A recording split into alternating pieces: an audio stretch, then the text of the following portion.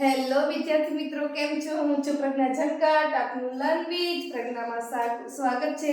તો વિદ્યાર્થી મિત્રો, આપણે ધોરણ 6 ચેપ્ટર નંબર 12 ગુણોત્તર અને પ્રમાણમાં જે ઉદાહરણ નંબર 5 નો અભ્યાસ કરી. ઉદાહરણ નંબર 1 થી 4 આગળના વિડિયોમાં આપેલ છે. તો ઉદાહરણ નંબર 5 શું કહે છે? ખાનામાં ખૂટતી સંખ્યા શોધો. તો 14/21 બરાબર જેની નિશાની છે બરાબરની. અહીંયા ખાનું આપ્યું છે છેદમાં 3 બરાબર 6 ના છેદમાં ખાનું આપ્યું છે. તો આપણને ખાનામાં ખૂટતી સંખ્યા શોધવાનું કીધું છે. તો આપણે જોઈએ કે 14/21 છે. તેને બીજી એવી રીતે લખી શકાય કે 7 દુ 14 અને 7 તરી 21. તો 7 ઉડી જાય તો કોણ મળે? 2/3.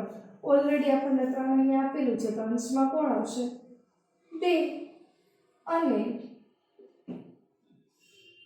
આપણને જવાબ શું આવ્યો? 2/3. હવે આપણે જોઈએ આગળ આપણને અહીંયા 6 આપેલું છે ને અહીંયા આપણને શોધવાનું કીધેલું છે તો શું આવશે ખબર નથી. તો 2 ને આપણે 2 ના ઘડિયામાં 6 તો કે હા 2 તરી 6 અને 3 ના ઘડિયામાં અહીંયા શું આવશે ખબર નથી. તો પહેલા તો આપણે નીચે આપણને શું આપેલું છે? 3 આપેલું છે અને જોઈએ કે 2 3 દુ 6. તો હવે અહીંયા 3 ને કેટલા વડે ગુણવા પડશે? સોરી, એક જ મિનિટ. 2 તરી 6 અહીંયા ઓલરેડી 3 આપેલા છે તો કેટલા વડે ગુણશું? અને જો આપણે 2 ને 3 વડે ગુણ્યા હોય તો 3 ને પણ 3 વડે ગુણીશું તો જવાબ શું આવશે? 6/9. તો અહીંયા શું આવશે? 9.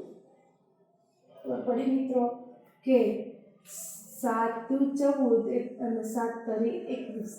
2 તરી 6 અને 3 તરી 9. મિત્રો વિડીયોને પોઝ કરી તમારી નોટબુકમાં નોંધી લો. સમજૂતી તમારે લખવાની જરૂર નથી. તો મારો વિડીયો પસંદ આવે તો લાઈક, શેર અને સબસ્ક્રાઇબ કરવાનું ભૂલતા નહીં. Learn with પ્રજ્ઞામાં.